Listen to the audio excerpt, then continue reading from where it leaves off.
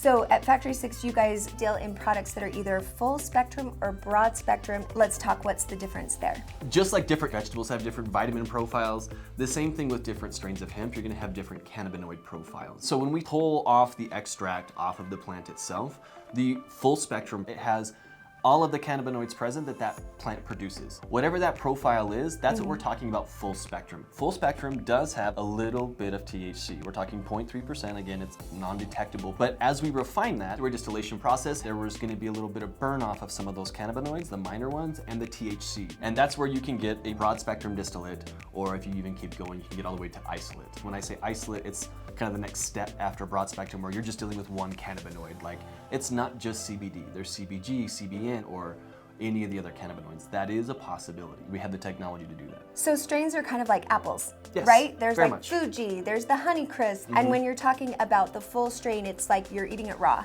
Yes. But pretty much if you boil it, bake it, whatever, you're gonna pull out some of those nutrients, which brings you to broad. Yes. But what I like about that is if you are interested in a product line and you wanna work with first responders or medical industry people, broad spectrum products would be something you would wanna do because you control that THC level a little more. Yeah, it is a little bit of a trade-off, Right. especially as research trends toward the entourage effect, which means more cannabinoids together equals better benefit, basically.